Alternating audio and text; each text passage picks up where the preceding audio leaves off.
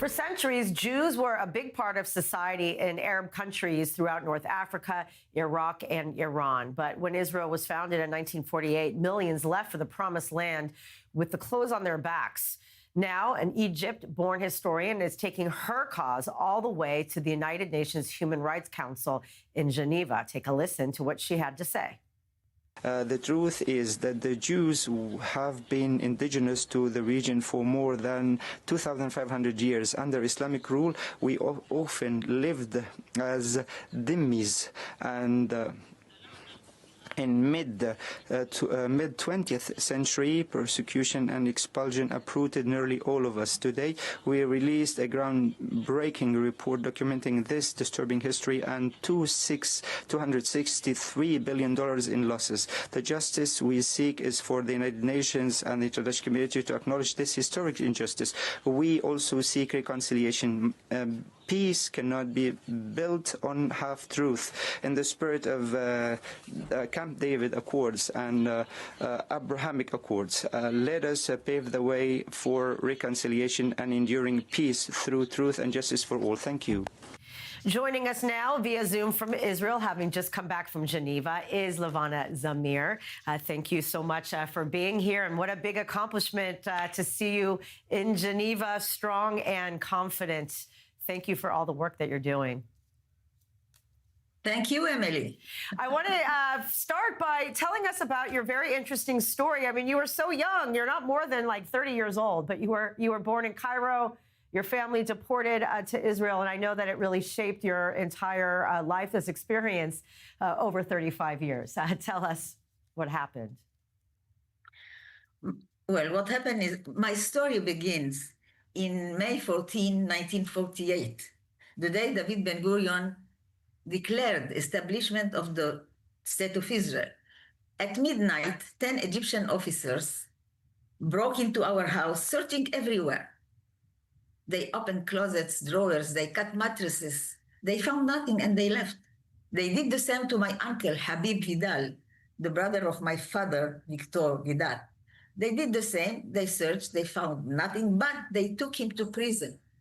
They say, you are a Zionist. Well, he wasn't.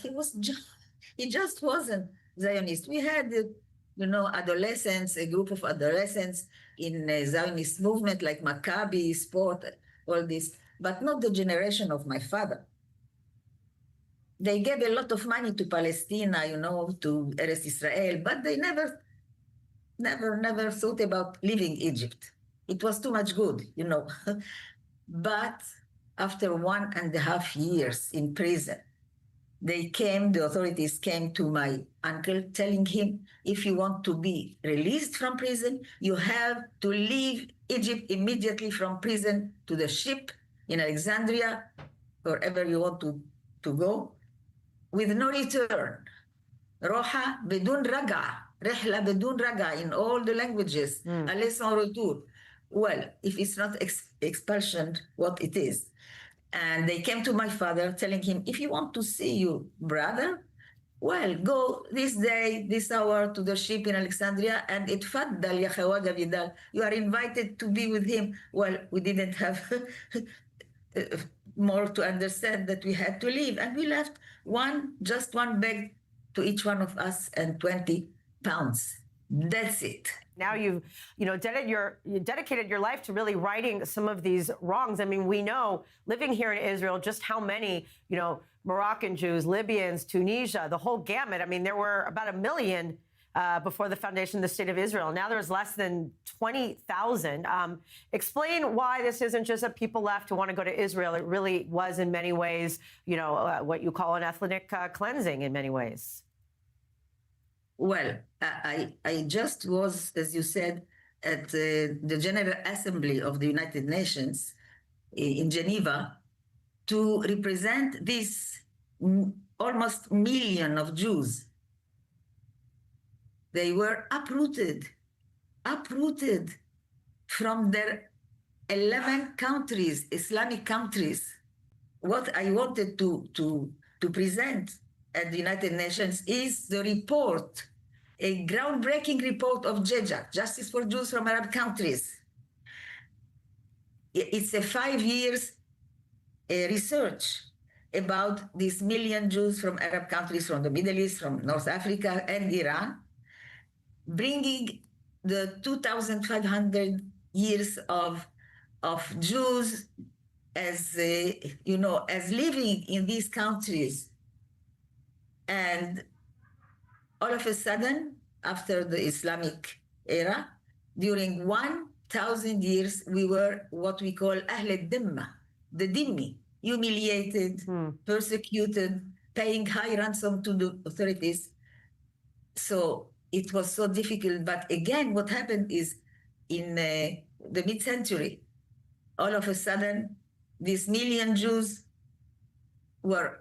found themselves out of the Arab countries. Only in Israel you can find these Jews from Arab countries. And this report is very important because finally it brings to the United Nations the truth, not half truth. Until now, the United Nations, they deal only with half of the truth of the Palestinians, the Arabs from Eretz Israel. Well, but they didn't want to hear us. All of a sudden now, something happened, I don't know what, and they agreed to hear us at the General Assembly of the United Nations. So it's important because they saw something in this research they didn't know. This research includes also the $263 billion we left in these 11 Arab countries. Wow. So it's huge. Only Egypt, we left something like $60,000 million. I am sure it was more because in this research, they wanted only the documents.